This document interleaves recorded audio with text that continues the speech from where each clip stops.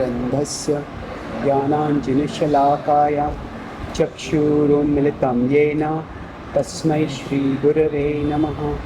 नमो ॐ विष्णुपादाय कृष्णप्रेष्ठाय भूतले श्रीमते भक्तिवेदान्त स्वामी इति नामिने। नमस्ते सरस्वती देवे गौरवाणी प्रचारिणे निर्विशेष शून्यवादी पाश्चात्यदेशतारिणे वाञ्छाकल्पतरुभ्यश्च कृपा सिन्धुभ्य एव च पतितानां पावनेभ्यो वैष्णवेभ्यो नमो नमः। जय श्री कृष्ण चैतन्य प्रभु नित्यानंद श्री अद्वैत गदाधर श्रीवासादि गौर भक्तवृंद। हरे कृष्णा कृष्णा कृष्णा हरे हरे, हरे Ram Ram Ram Hare Hare. My dear Lord, please guide us all so that we can learn how to become better instruments of your message and your will. Hare Krishna. Thank you for coming today. Seek your blessings so that I can speak something. So we are continuing our discussion today on how we can empower our preaching. Yesterday I talked mainly about how the times are changing and how people's worldviews are changing. So I'll just do a quick recap of the points we discussed yesterday. One main thing I discussed was about the ages. How in different ages, different people have different sources of authority. In the pre-modern, what was it? Shastra, yes. In modern times, it is science. And in post-modern times, largely it is experience. So then we also, while we were discussing this, we also discussed various points. One point we discussed toward the end was the relationship between the cultural and the spiritual. That how we cannot divorce the cultural from the spiritual, but we can also reduce the spiritual to the cultural. That there are multiple ways in which things could be adjusted. We also discussed the difference between appropriation and adaptation. How yoga, there's a battle over yoga in the West. And with respect to, is this audible? Okay, I need to. So, little bit, maybe you can increase it. So anyway, I'll be taking a separate topic today, but it's building on this. So there was a question which was brought up that when that horrible rape case happened in Kolkata. So how do we answer it? Is it because of karma? Do we answer it because of karma? So basically, I found one principle very helpful which Prabhupada talks about in the first canto, where he says, realization. It means to speak the message of scripture in a way that is interesting to the audience. So if we consider this is scripture and this is the audience, then there is much in the scripture that may or may not be of interest to the audience. Now there may be much of interest to the audience. So realization, the way Prabhupada explained, he said no unwarranted meaning should be extracted from scripture, but at the same time we should present it in a way that is interesting. So what this essentially means is that we need to understand what the interests of the audience are. Now interest is one word. I would say we could expand that same principle. Most of you know this acronym NICE. Be nice to people. What is that? Needs, interests, concerns, expectations. So basically, whenever we are trying to answer a question, we need to recognize where the audience is at. And the same question can be answered at many different levels. So we have to find the level that is acceptable to the audience. So for example, when Prabhupada had these conversations which later became Life Comes from Life, the actual conversations were much bigger. And what is published in Life Comes from Life is actually a selected and selected and edited version of it. So what happened is many of the devotees in the first generation had a very confrontational ethos. So they took from Prabhupada's conversations the parts which were the most inflammatory, the most condemnatory, and that is what has come in the book. But if you read the detailed transcript, they are available in Vedabase. They are actually, Prabhupada is not dismissing the evidence that supports the theory of evolution. So for example, if some fossil has been found of some being which looks half man or half animal, or something which looks like a halfway between a reptile and a bird, then Prabhupada is not dismissing this as concoction. No, there's evidence, and he's addressing that from within the Vedic paradigm. So he said there are 8.4 million species, and there could be some species like this also which existed before. So he gives various explanations. The point is that there one of the things Prabhupada says is that when we are presenting Shastra, he says we should be able to explain Shastra based on Shastra and based on logic. That scripture, while Shabda Praman is the highest, at the same time we cannot expect people to accept Shabda Praman immediately. So we should be able to explain in a way that is acceptable for people. And in one sense we all adopt that methodology. Say when we talk about the evidence for the existence of the soul, we don't just say Bhagavad Gita says Dehi nosmi yatha dehi. We quote some scientists talking about past life memories, about near-death experiences, about consciousness being not materially reducible to the brain phenomena, things like that. So we in one sense do that normally. But the idea is that when we are trying to explain, why should we explain Shabda based on logic? Logic would be basically Anuman. The word Anuman has a negative connotation where it means speculation. But it also has a positive connotation when it means inference. So for example, Prabhupada in Markine Bhagavad Dharma, he says, Ache kichu karya tabe ei anumane. You have brought me here, Krishna, I'm making some anuman. It's an inference. It's not a speculation. He is saying, Bodo Prabhupada kaile Krishna adhamera prati, ki lagi aanele hita koro e bigati. You have been very merciful to me that at this old age, with so much difficulty, despite so much difficulty, you have brought me here. So you must have some purpose for me. That's my inference. So Anuman, it's a very important thing that all three are valid pramanas.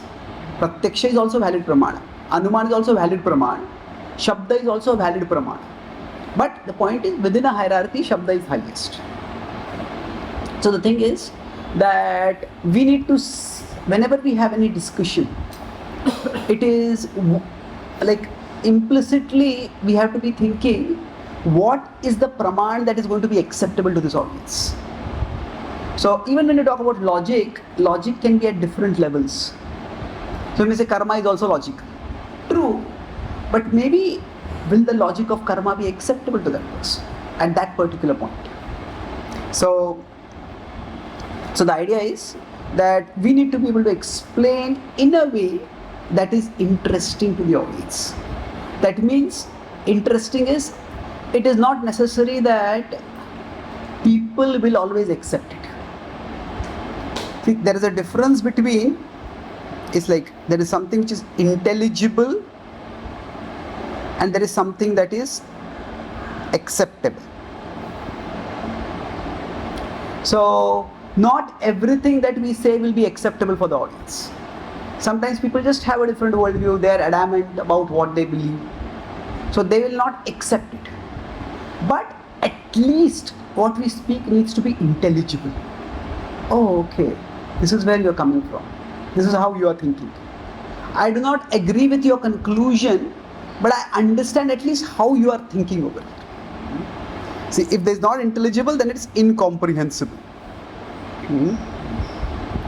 And that which is incomprehensible, generally either people don't care for it or they just reject it. So not everything incomprehensible may be unacceptable, but much of what is incomprehensible, I just can't accept it. It is ridiculous, people may say.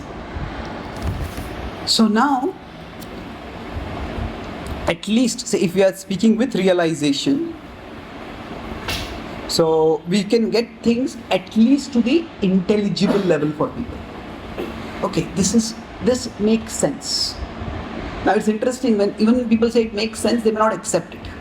But because they may feel, okay, this reason, how are you arriving at this conclusion?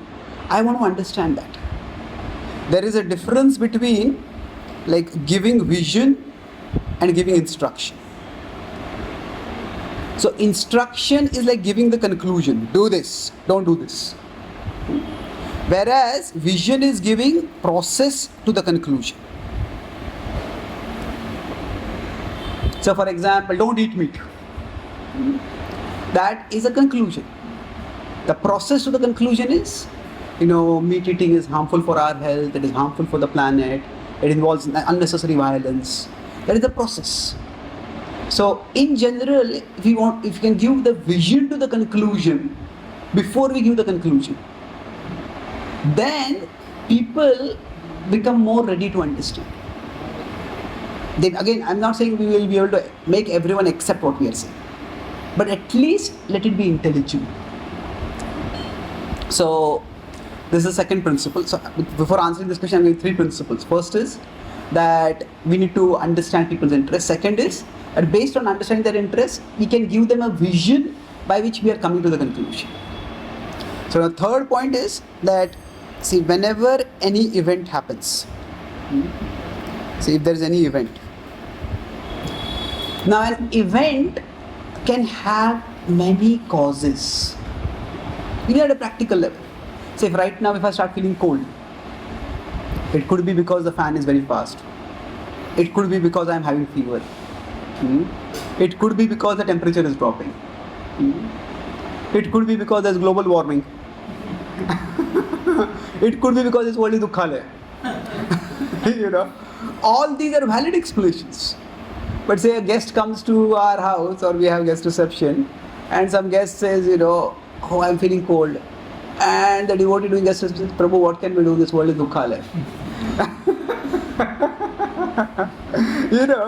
That is a valid philosophical point.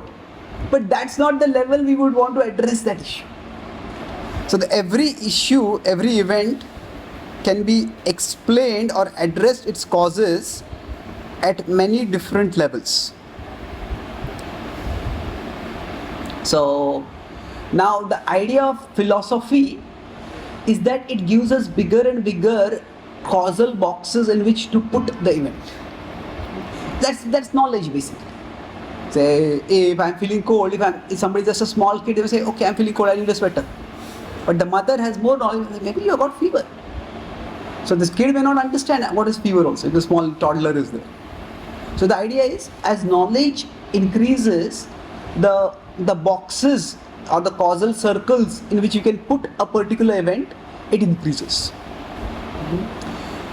So now, when something bad happens, which causal circle do we put it in? Or when any particular event happens, which causal circle do we put it in? We could put it in any of the circles. But which one do we put it in? That depends on time, place, circumstance. So when Sita was abducted, Ram didn't say that it's probably her own past karma because she was abducted.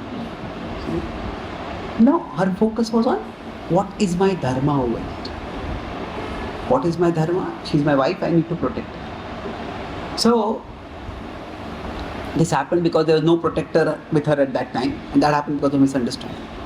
So basically, if we understand, now we could talk about various causal circles, not put it something in.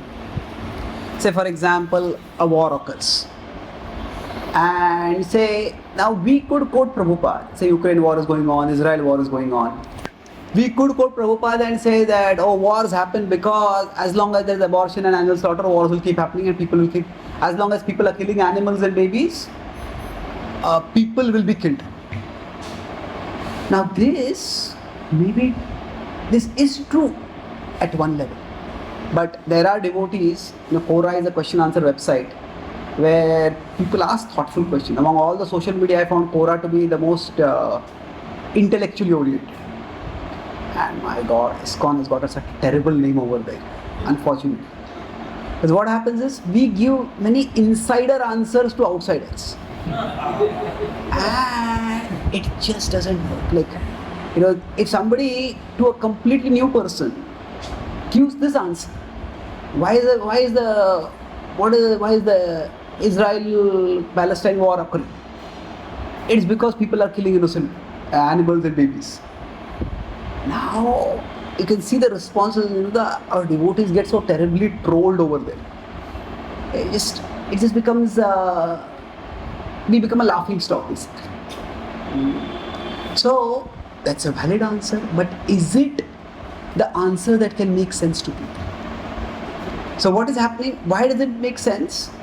Because they have not necessarily, even if the audience is a Hindu questioner, and even if that person accepts the principle of karma, for them to see this particular correlation, it requires a certain level of faith. And what is happening is, we say, it's happening because there is a conflict over a region, there is fundamentalism in one religion, there is exclusivism in another religion, whatever. There are so many other reasons which could be seen. And without seeing those reasons, when we jump to a reason that seems unreasonable to people. So there are two problems. Krishna says, Mai arpita mano buddhir. So the mind and the intelligence. The intelligence is associated with what makes sense, sensible. And the mind is more associated with feelings. So for the mind, it is sensitive. So our answer, as far as possible, needs to be sensible and sensitive. In fact, when Krishna talks about in 17:15, Anudvega karam vakyam satyam priyahitam chet. So those four attributes, actually you can put it in these two categories. So Anudvega karam vakyam satyam priyahitam chet. So Anudvega karam. What does Anudvega karam mean? Non-agitating. Non-agitating. So that's a part of being sensitive. And then priyam, pleasing, that's also sensitive. And then satyam, truthful. Hitam is helpful. That is a part of being sensible. We don't want to speak just to be sensitive to people. We don't want to speak untruth. But the idea is, Krishna wants us to be sensitive and sensible. Appeal to the head and the heart. Appeal to the intelligence and the mind. So we could see this as a pendulum. We can be only sensitive. If we are only sensitive, we will become sentimental, and we may start waffling and compromising over there. But if we are only sensible, we will come off as heartless. We will come off as uncaring. It is, when there was an earthquake in Nepal, that area a few years ago, there were some temples, Buddhist temples, Hindu temples that were destroyed. So I think Chris Robinson is a hardcore evangelical Christian preacher.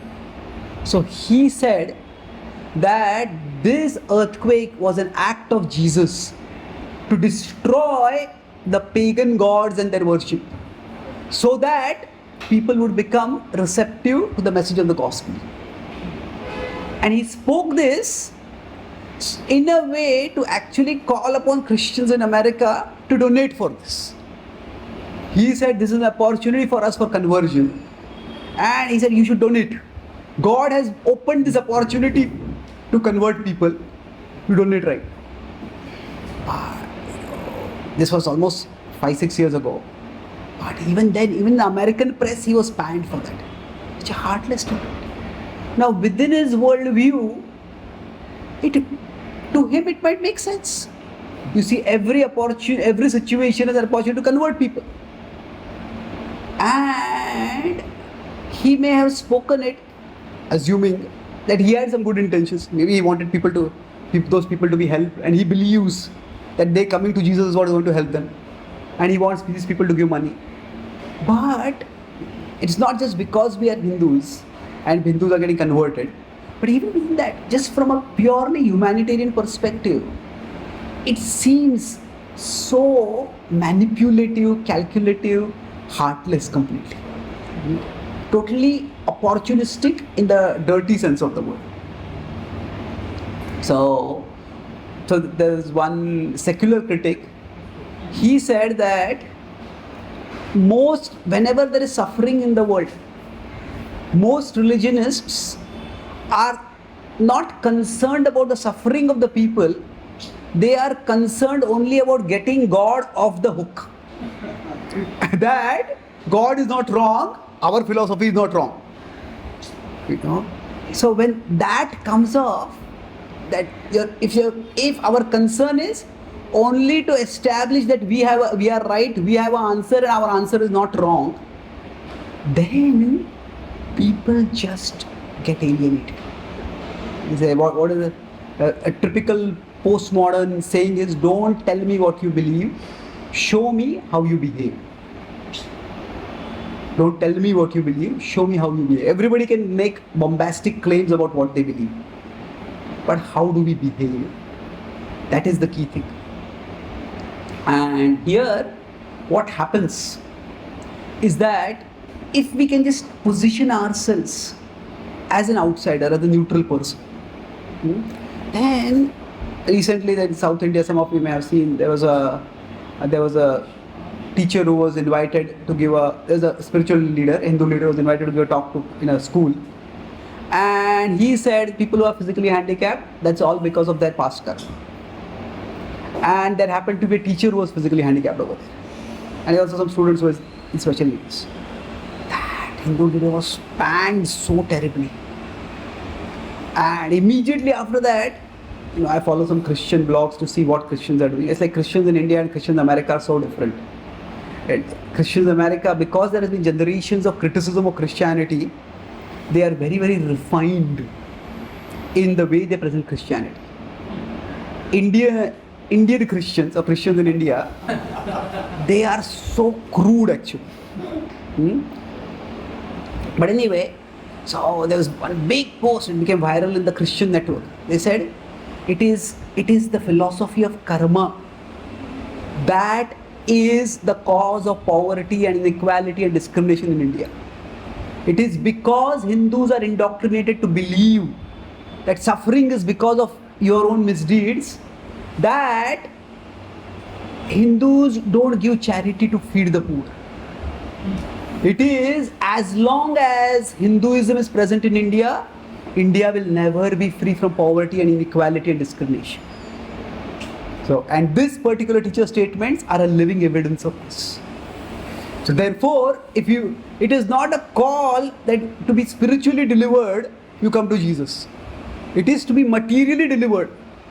If India has to remove its poverty problem, then it has to give up this belief in karma. Now, actually speaking, the philosophy of karma is not meant to be applied like this. If karma were the sole deciding factor, when we have in the fourth canto Maharaj Prutu, the citizens come and tell him, we are starving. He doesn't tell them, it's your own karma, you are starving, continue starving. So karma is not meant to make us heartless. But sometimes we may apply the philosophy of karma in a way that makes us seem to be heartless. So even our point, see, in Mahabharata says, I'll make a couple of points and I'll open for comments and discuss, and then I'll move to the answer to this question. So in the Mahabharata, basically, whenever we are trying to decide what is right or wrong, there are broadly three ways of deciding what is right and what is wrong. One is just look at the content of the action. So Bhishma, this is generally called as categorical ethics. Categorical ethics means this content falls in the category of right, and that content falls in the category of wrong. So we should always speak the truth. Speaking truth is right, speaking lies is wrong. So if I have made a vow, I always have to stick to that vow, no matter what happens. That is categorical ethics. So this is the right and wrong are watertight categories. That's one way of looking at it. That's called as categorical ethics. But overall, if we look at the deliberations that happen in the Mahabharata, these three factors are to be considered. What is the content of the action, what is the intent of the action, and what is the consequence of the action. And after considering all these three, then we make a decision. So now in some situations, it is a consequence that needs to be considered the most important. And based on that we make a decision. Sometimes the content is most important. Sometimes the intent is most important. So that's why dharma is guhya. Dharma se tattvam nihitam guhayam. It is guhya, it's not easy to discern. So different people, based on their particular natures or upbringing or conceptions, different people will gravitate toward different things. Some people will stick only to content. Some people will only stick to intent. Some people will stick only to consequence. Now I could elaborate on this framework a little more later. But when I'm talking here about karma, say for example, we talk about one perspective that, okay, if we give charity to a poor person, and that poor person misuses the charity, then we get the karma. That's definitely true, and that's why there is sattvic, rajasic, tamasic. At the same time, in how many charitable cases is it likely that the person will misuse the charity? Some cases, maybe many cases, maybe all cases, we don't know. So when we are considering that the person may misuse the charity that we do, what factor are we considering? Consequence. Now, is consequence what should be considered? Of course it should be considered. But is that the only factor to be considered? Well, it depends. Say for example, right now, a lot of people want to, there's a trend in society to donate your organs. So, many devotees in the West, especially when you get a driving license itself, that time itself, would you like to donate your organs? That comes in your driving license itself. So, now many devotees ask me this question. I asked different senior devotees. So I had asked Maharaj this question about 10 years ago. So Maharaj said generally we let nature take its course. But recently I asked Maharaj said that, we let devotees decide this. So, so because then I didn't get to talk with him more about this particular question, but I had talked with different leaders. And I got two different answers to this. And this will show. So one of them, he said, okay, if you give eyes and that person watches porn, you will get the karma. Okay. So here what are we considering? Consequence. I asked another, both of them are Guru Sannyasis. I asked another Guru Sannyasi, he said that our very philosophy is that we are not the body. And now your relationship with the body is over. Why are you so attached to what happens to the body and what doesn't happen to the body?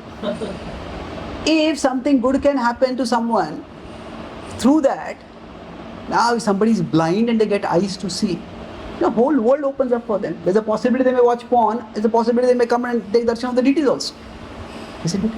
So why should you be so attached as to be worried about what happens to the body after your relationship with the body has ended? He said that if somebody wants to give their organs in donation, it's up to them. So here, the idea is that intent is being emphasized, isn't it? So now which is right? We don't have a theological body that will address such social issues. But broadly, it depends on the individual. Some people may prioritize the consequence, some people may prioritize the intent. But the point is, so when I had asked this, and they said, no, we should not give organs. It is let nature take its course. But then what happens? When devotees are in need, we take organs. Isn't it? It's like a devotee may donate an organ or somebody else may donate an organ. So, but this is a devotee, this is using in Krishna's service. But how does this seem from an outsider's perspective? That means basically you philosophically justify being a parasite. Is it? You won't give your organs, but you will take others' organs.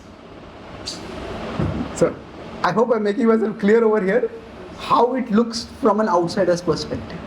So, to some extent, Giver's philosophy and taker's philosophy are different. sorry, givers? Giver's philosophy and taker's philosophy are different. Yeah, true.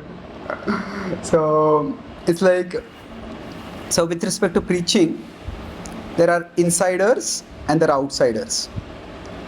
So now what happens is, generally we think of preaching as insiders speaking to outsiders. Yes, Prabhu? Can I just complete this point? Yeah, I'll just complete this. So, generally insiders speaking to outsiders is preaching. Now there is also insiders speaking to insiders. You could say that is teaching. So, for example, what Balram Guru does, he is teaching Shastra, going deep into Shastra. So, he is speaking directly to devotees. So, our Bhagavatam class would be largely what? Teaching. Our teaching, our Prerna, our college programs, our new people's program, they will be preaching. So, originally, till around 1985 or 87, the only mode that we had was this one.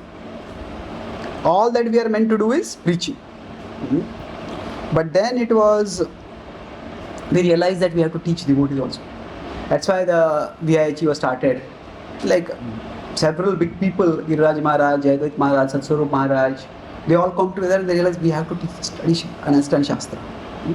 So we have, over a period of time, recognized the value of this also. Is this visible color? Okay, so next one.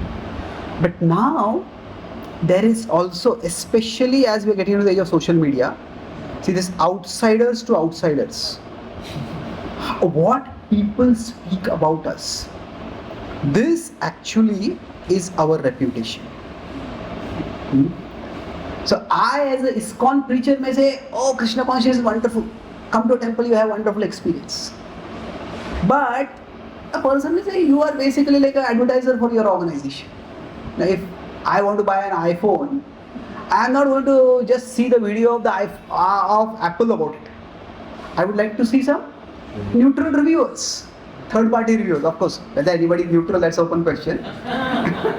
But I would like to know some reviewers. So, if somebody wants to come to a Krishna temple, they will ask their friends. Okay, this temple is there, what is your experience? They say, oh, as soon as you go there, people ask you for money. Then maybe I don't want to go there.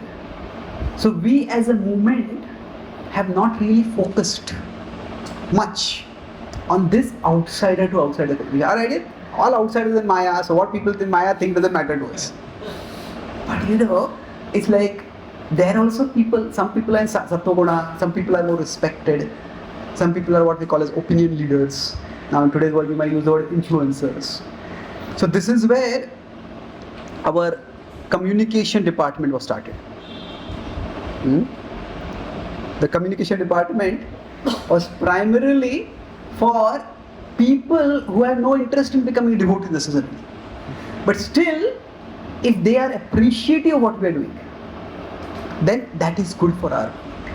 So one of the key purposes of communication is to create an atmosphere conducive for our preaching. So our reputation matters. And for that purpose, we need to be aware of what outsiders are thinking. What outsiders are thinking and how they are perceiving us. So to some extent, so the third has also been accepted now. But the fourth is still question. Is there something we can learn from outsiders? We are in ignorance, we are in enlightened. What they are going to do, we have to learn from them. Well, yes, we don't have necessarily to learn Shastra from them, but we are teaching Shastra in a particular way. So like I mentioned after the class yesterday, whenever I had talked with Maharaj about Western outreach, almost 3 times at least I remember, he has said, Prabhupada, he spent his time with Sally Agarwal and Gopal Agarwal, especially Agarwal, learning about American culture. He said that she basically, if you read her memory of Prabhupada, is Swamiji was interested in everything American. So now, how does the vacuum cleaner work? How does the subway work? How does this work? The Prabhupada didn't go to America to learn how a vacuum cleaner works. But through that, he wanted to understand how the American mind works, so that he can reach out to them. So the point is that we need to know how outsiders are thinking, so that, going back to the starting point, we can know what are their interests, what is the level at which we can explain so that it is understandable. So I'll summarize what I've spoken. I made 4 distinct points over here. First is, speaking according to interests of people. Prabhupada said that is realization. So the realization is to understand scripture and understand the interests of people. Now, one example of the interests of people is that scripture can be explained based on scripture. It can also be explained based on logic. And to some extent, we always adopt that. So this is what Prabhupada, we do it in our scientific outreach, or we do it in our initial outreach that is based on science. We will not be doing scientific outreach entirely. So we use logic. Logic means the evidence that has come from Pratyaksha and Anuman over there. The third point I mentioned is that every particular event could be explained at multiple levels. So within our philosophy itself there is multiple levels of explanation. So we need to find out which level will make sense to people. And in connection with karma, I discussed this point about content, intent and consequence. So somebody may say, okay, everybody is suffering according to their karma. So what's wrong? If people go away by that, that's their problem. No, but there are times when we need to consider the consequence also. That's why our speech, it needs to be both sensible and sensitive. And the last point I talked about is to be sensitive. We need to be able to place, we are insiders, but we need to, at least to some extent, be able to place ourselves as outsiders. So we need to know how outsiders think. So there is insider to insider communication, there is outsider to outsider communication.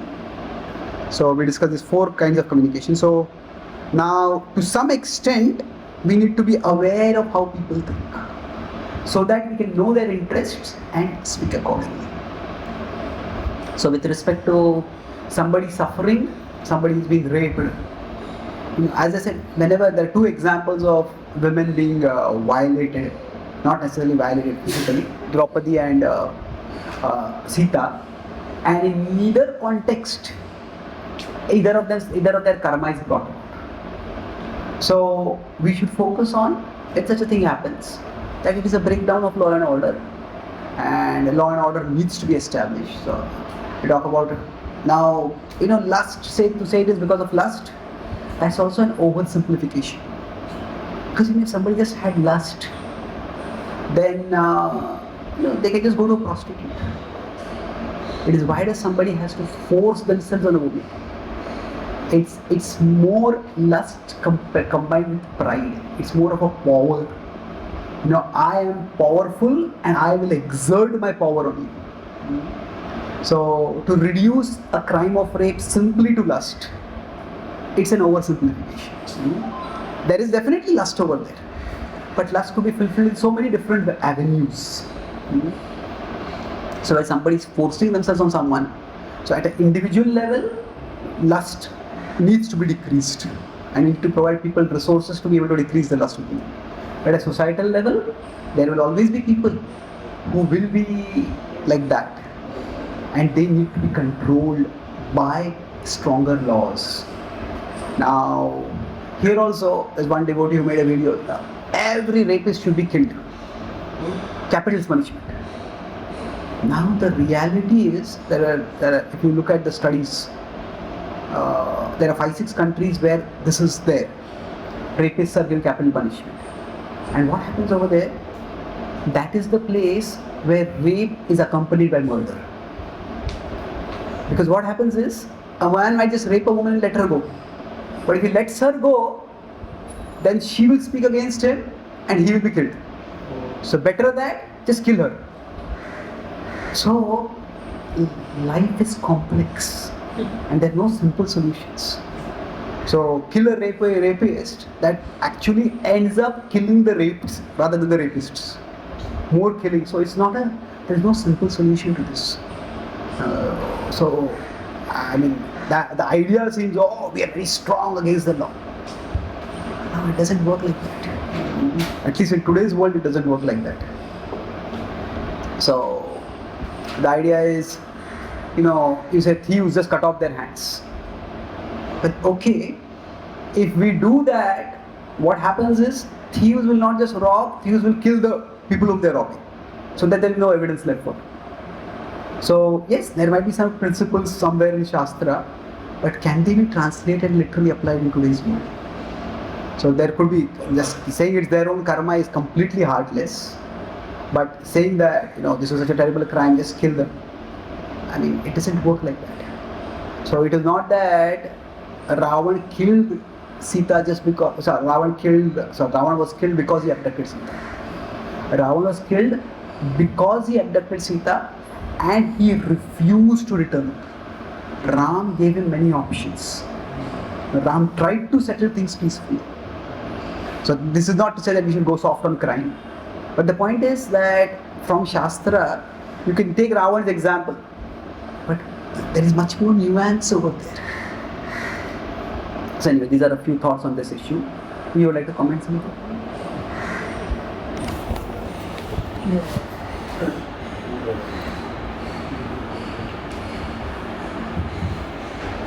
Recently, this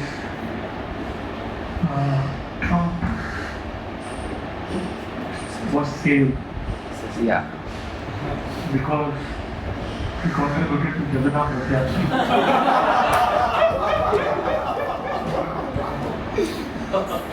So, it was so kind of insider to insider, okay. The word for that is self-congratulating. They're self-congratulating. Oh, we are so wonderful. We are patting ourselves on the back. So, we were in Kolhapur. We were driving and my devotee told Maharaj, this has happened. Maharaj said, yeah, Jagannath saves everyone. Yeah. I just remembered. Thank you. Yeah. It's that insider to insider perspective. When it is applied to outsider, it just becomes we become a laughing stock. Because there are Christians who are claiming that. Because relatively speaking, among the Democrats and Republicans are more supportive of Christianity.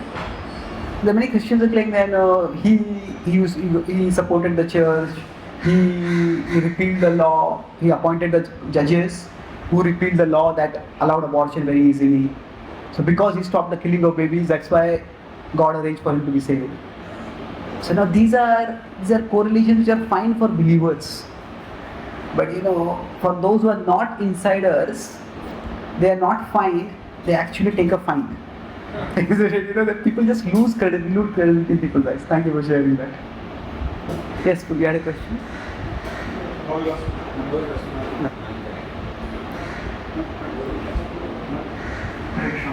So this is about the organ donation you had discussed. So at one level we can understand organ donation is depends on the devotee or a person who is involved. So what about donating the body? Because if the body is donated for some medical purposes, then it is like actually butchered. The body is like cut. So if from a devotee perspective, we can say, okay, the soul has gone, so it doesn't matter. But what if the outsider, a new person asks this question? So how should we explain this? Should we promote or because Antyeshti is one of the very important sanskars for a person who has departed. So how important this factor is?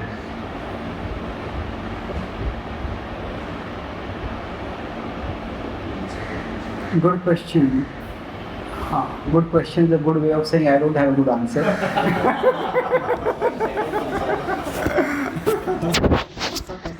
So, when I talk to the devotees, our doctors in Bhakti hospital. So, there are organ banks. Like the kidney transplant is very common. Eyes transplant is common. There are organ banks. So one of the biggest, yeah. To add to it, because as you said, if devotees they need, so they take organs. So in the medical field, they learn because somebody donated the body and we are doing all the dissection and everything. So if somebody is not donating, then how the medical science will improve? And ultimately, devotees are only using the medical science. Yeah. में ये जो accident हो जाता है वो भी claim भी करता है वो बढ़ जाता है Many people they yeah, that is becoming a trend now. It is becoming a trend now. But let me just come to that point. So one of the things that there are like skin banks. No, that skin when people get burnt, or especially when women are subjected to acid attacks. So that time the skin you can take it from another part of the body, but if substantial burning is there, you cannot take it so much from the body. So storing skin so that it can be transplanted, that is quite common, and it does save people from a lot of pain, lot of shame, a lot of other things. So I was talking to Madhavan Prabhu, said that's a default practice in almost all hospitals, so we also do that over there. So they said we never had any philosophical discussion on this issue, but that's so the point is that now I didn't really ask him at that time how do you get the skin. So is it that you skin the person and then send them to Anta Samskar, or you skin the person and then it seems ghastly, or even I don't think any Christian Muslim will agree to that because they bury the body. Their idea is that the body will be restored at resurrection. So maybe they take some part of the skin, I don't know. But it's the Antya Samskar is important. So within the whole body, it's what Prabhu said, people, they don't need thousands and thousands of bodies for doing research. So the bodies that they get which are unclaimed from morgues, those are enough for the research. It's those who have studied medicine ourselves, and it's not that every person is cutting bodies to do research. Every person may be, but it's not that you need, for every student you don't need one body, as far as I know. So you are doctors, so you probably know better. So, but the thing is that they don't need, organs are specifically needed. The whole body is not needed so much. So I think we're donating the whole body. If somebody wants to do that, that's up to them.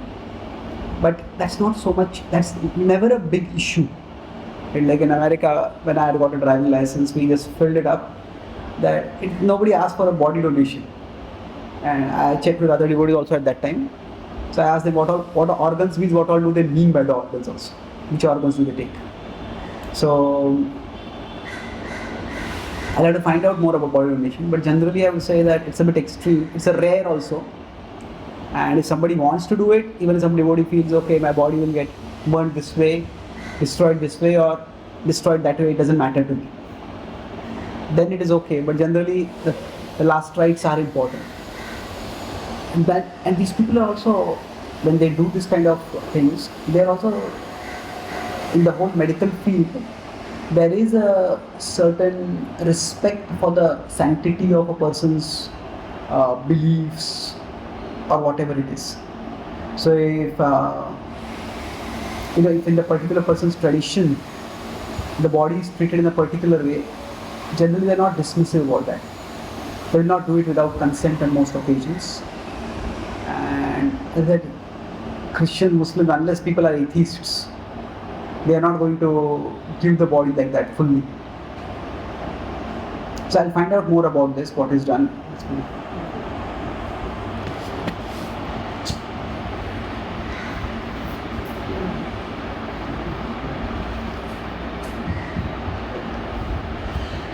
Actually, especially if unless of course the person desires, because one of my classmates of MSc, her father was one of the great poets in Mysore of his time, and a writer also. And he had written that my body should be given to the hospital, sent to the hospital for scientific work, scientific advancement. And she had put it in the group. We have a college group. So in that, and then our director, where we studied speech and hearing, he also wrote that my body should be given. So I had kind of commented that, you know, someone who is so loving, respectful, you just know that that person is going to be lying in the hospital. It's a little painful to the heart to me, because if I love someone, I want to see that they are given a very decent, their body is disposed of in a very respectable way. It's also showing affection and love. Yes, we are not the body, but we are in the body for such a long time. That was one thing. Secondly,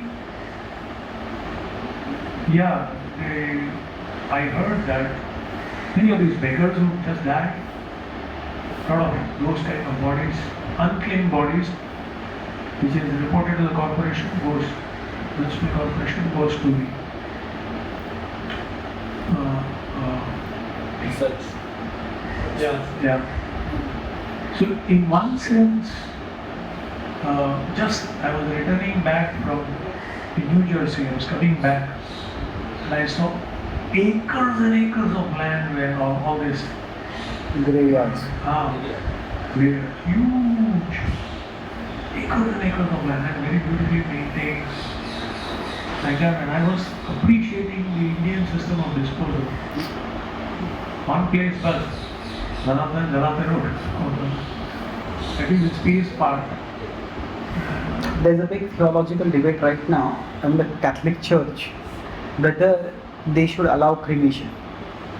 Because many Christians, they're environmentally sensitive, they're aware of there's a New York Times articles, America is majority Hindu now. What they meant by that was that majority Americans in their will, they say they should be cremated.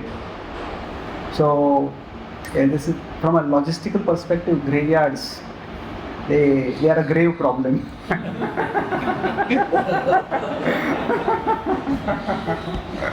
So yeah, it's a very efficient. So what happens to that philosophy when recirculation happens? At the end of the world, then there will be restoration and all those things. Well, at least in Christianity, the idea is that just as Jesus, after he was killed, he appeared in the self-same body, to use our religion's word. So he appeared in that same body. That is called resurrection. So resurrection is completely different from reincarnation. Resurrect means somebody rises from the dead. So in the same body. So their idea is that we all will come back in the same bodies, and that's how we'll be united. That leads to a lot of logical problems. It is that, that's one of the reasons why the Catholic Church is against, so strongly against divorce. Because what happens is a man divorces and remarries. Then when everybody is resurrected, he will be with the first wife or the second wife. Or ever after. So it will become like hell in heaven ever after. So the Protestants just dodge the issue. They say the ways of God are inconceivable. In Protestants they have they have divorces. They accept. But yeah, it's complicated. It's like the philosophy that people will go back in the exact same body. And that's the reason why they put it in coffins and preserve it. But everybody knows that the body is not going to last for long. Even before putting in coffins, they Dress it, embalm it. Embalm it and everything else. Yeah, it's like there's a whole industry. I was in New York, I saw. It's like the shop name was Death Style. Then I googled what it is. It is like many people, Death Style. Death Style is people before they die, they actually write in their will what kind of coffin I should be buried in.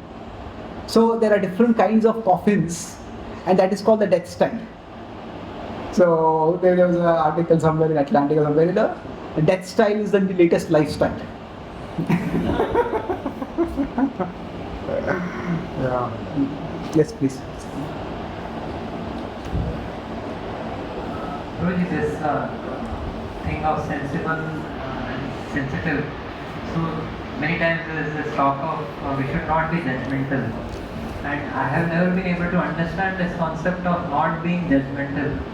Sometimes it appears that to not be judgmental means to either switch off your intelligence or to use your intelligence to somehow see some good and cover up, what is obvious. And like, is there any scriptural evidence or some shastric? So every god has to have Sanskrit reference. So non-judgmental, where does it come from? And if we have to be non-judgmental, I get the point that we should not look down upon others, but then how to do that in a sane way and like. So in Brisbane, I had a 3-part series class on being non-judgmental. So somehow those classes ended up with Bhakti Maharaj, and he wrote an email to me. He said, I searched the entire Veda base. I didn't find the non-judgmental word anywhere in the Veda base. So then I talked with Bhakti Maharaj, I talked with Radha Maharaj also. Then I replied back, if you look at the Veda base, even the word judgmental doesn't come over there. So both judgmental and non-judgmental are not in the vocabulary of Prabhupada. So we cannot just make that as the basis. So certainly we need to make judgments, and I mentioned that point. This Madhyamadhikari makes judgments. So words have particular connotations. So judgments, it's necessary to make them. And we use the word discrimination. Now the discrimination itself has a negative connotation now. So now in the West, devotees use the word discernment rather than discrimination. But the idea is that we all have to make judgments. But when we use the word judgmental, the specific connotation it has is that we are imposing our values to make a value judgment of people who have not accepted those values. That if I say meat eating is terrible, if somebody has not accepted that value, they may have just grown up, that's a normal way of living. So now, is it wrong? Of course it is wrong. But when they have not accepted those values, when they may not even be aware of those values, when we have not explained the rationale of those values to them, so it's like if we are judged by a value system that we have not accepted. So it's like in the Christian value system, anybody who doesn't accept God, accept Jesus as God, is going to go to hell. Anybody who accepts a false God, worships some other God, is going to go to a worse hell. And anybody who preaches to follow such a false God is going to go to the worst hell. So now, according to the Christian worldview, all of us are destined for the darkest hell. Because we are preaching a false God. Now, if somebody says that you are going to go to the darkest hell, we will consider it ridiculous. We won't get scared, I am going to go to hell. So therefore, I'll stop preaching about Krishna. No, because that is not a value system that is even intelligible to us. Or to speak of something that has been accepted by us. So judgmental means basically that we are evaluating people, not just evaluating, but we are expressing that evaluation to people who have no familiarity or acceptance of that value system. So, like you mentioned yesterday, say women who dress scantily, they are degraded. Well, you could say the culture is degraded, but are those women specifically degraded? No, maybe they're just doing what is fashionable. Maybe they, like I said, they're doing what is based on their autonomy. So last week I was 10 days ago I was talking with Maharaj about, nowadays I'm commenting on contemporary issues, so I have to be very careful. So asking Maharaj about various issues that I comment on, how to comment, what not to say. So he said, stay away from politics as much as you can. So I asked, what do you mean by politics? So then he asked, what are the issues that you comment on? Then I gave some samples. Then he said, with respect to abortion. Now at one level we can say abortion is a black and white, it's a wrong thing. But in America there are these two groups, they call it pro-life and pro-choice. So pro-life is the Christians mainly, who say that the embryo is life and you cannot kill it. Pro-choice is mostly the feminists, who say that women should have the right to choose. So these feminists are not Christians. sorry? These feminists don't follow Christianity. Well, there is a significant Christian feminist lobby also. So that's what happens in the Christian feminist lobby. Feminists are pro-life. Well, church strongly condemns them, but it's like, the church can't control all Christians. Feminist causes. Yeah. True. So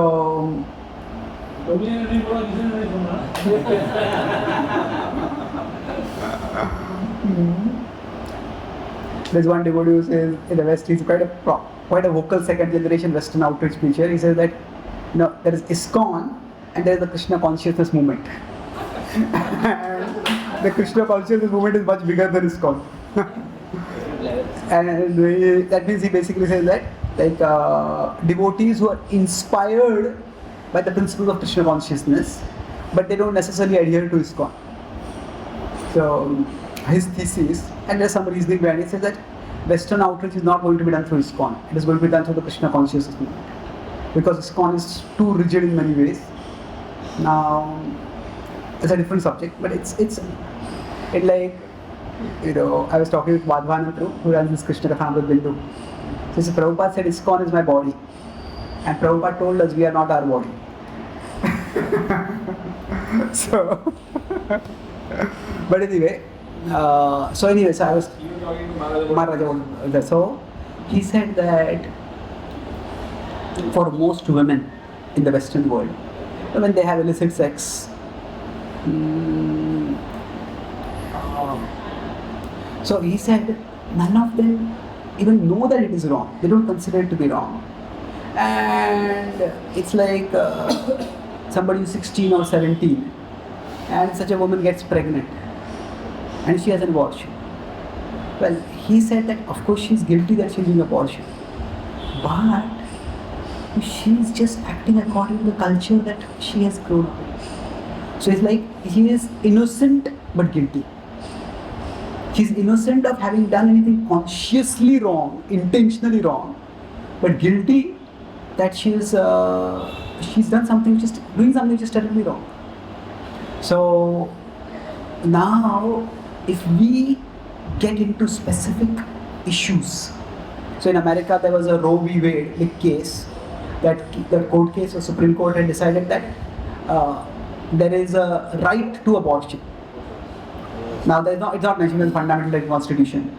So that had legalized abortion. So that was overturned, and the Republicans considered a big victory. But then what happens is, America is a confederation, India is a federation. Federation means that the center has power and center gives power to the states. America is a confederation, that means the states have power and they give power to the center. So any state in America can secede from the union anytime they want. Not easy, but they can do it. They have their own army, their own air force. No, not that much. They have their own state guard, they call it. Not exactly a full-fledged army, but they have their resources. Yeah, definitely. So the idea is that now it's not that abortion has become illegal. It has been decided that it is not a central issue. It is not a federal issue. It's a state issue. So what happened when it became a state issue?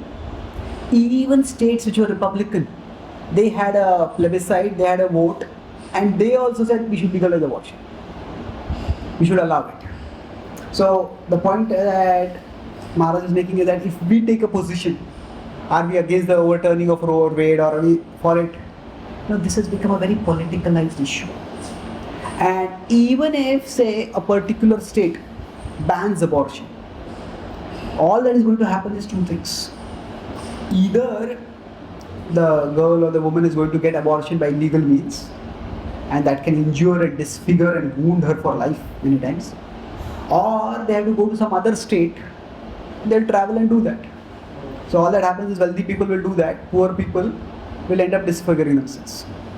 So from a sociological perspective, okay, this is, so basically Maharaj used this word innocent but guilty. So this is how, if somebody says women who kill their babies, they're demons. So when that's a terrible oversimplification of the problem. So the issue is that they see it as a woman has to, by nature's arrangement, childbearing. First 9 months a woman has to do it. After that also the woman has to take care of the child for some time. So they feel that why should a woman have to be imposed with that?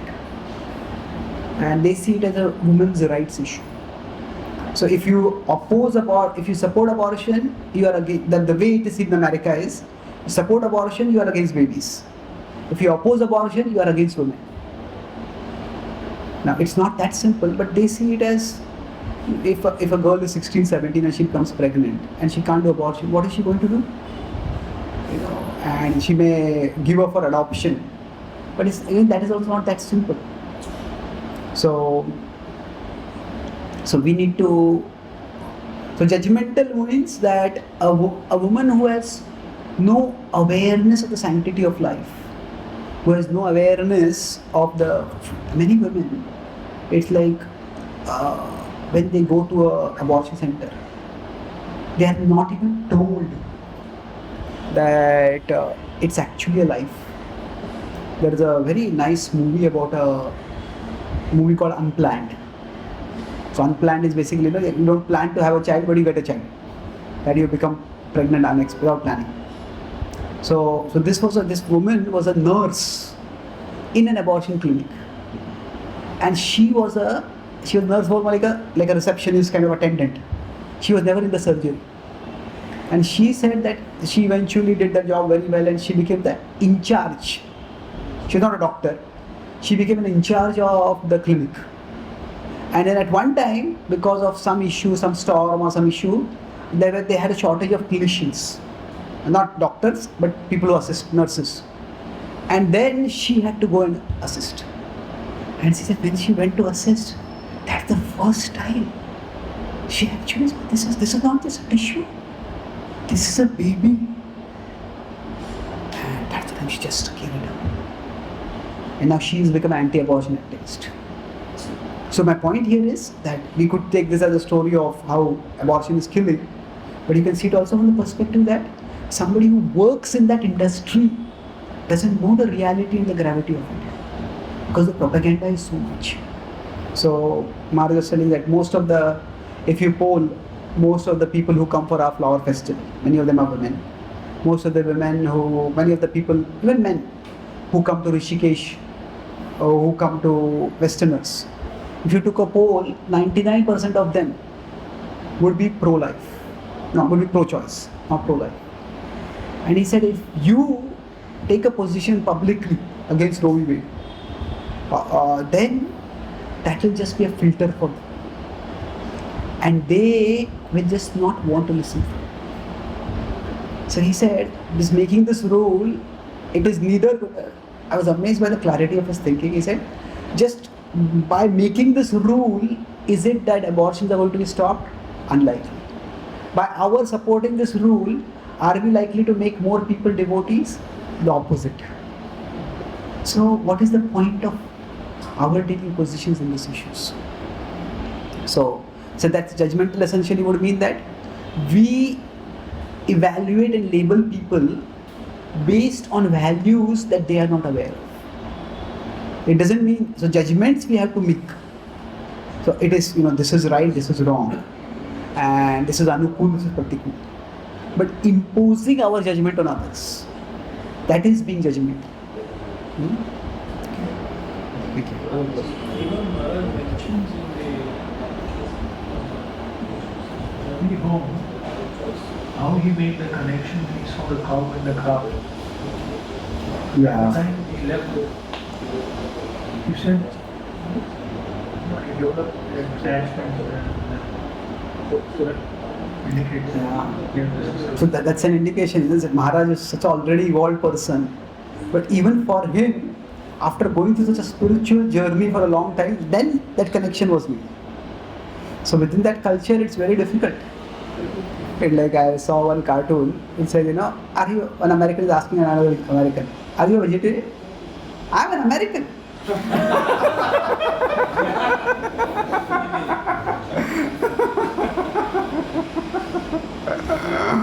So, anyway, it's just the normal way of living the thing like that.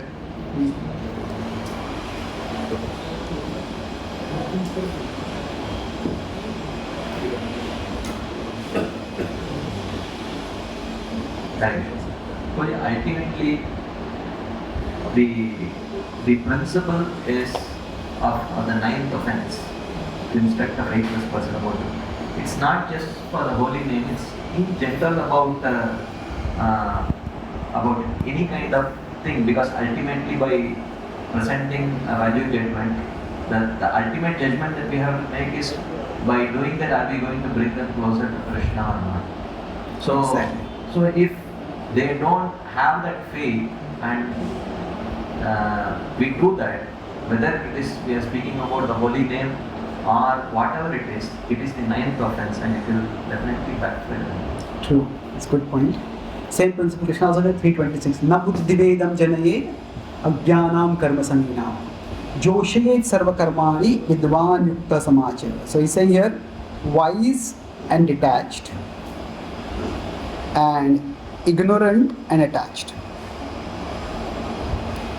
So if we are high up and we expect people to take a high jump all the way here, most of the times people will fail and they will go further down.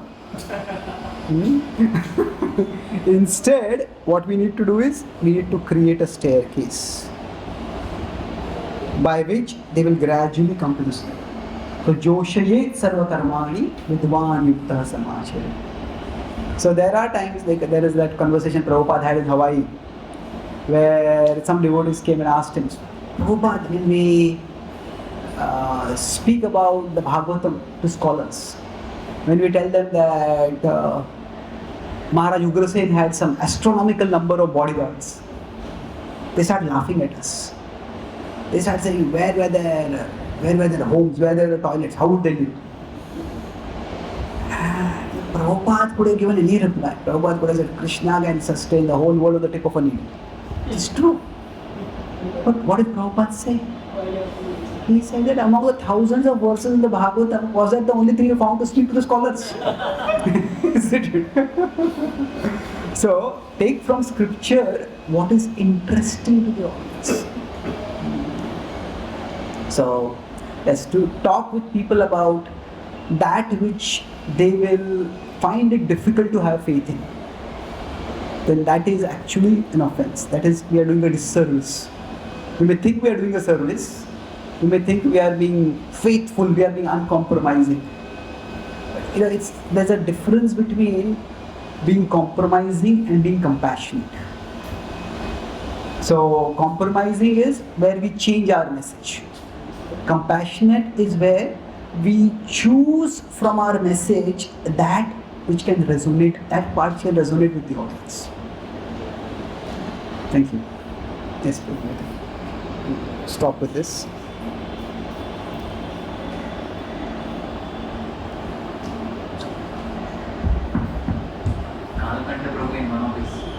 Sai class here, he said that when such scenarios are there, whatever you have in mind, instead of telling them do this, we ask them, what's your opinion about this, say pro-choice or this one. And they may say that, and then we ask them their opinion and what they think about this, what is their philosophy, other side's philosophy, and what they feel about it.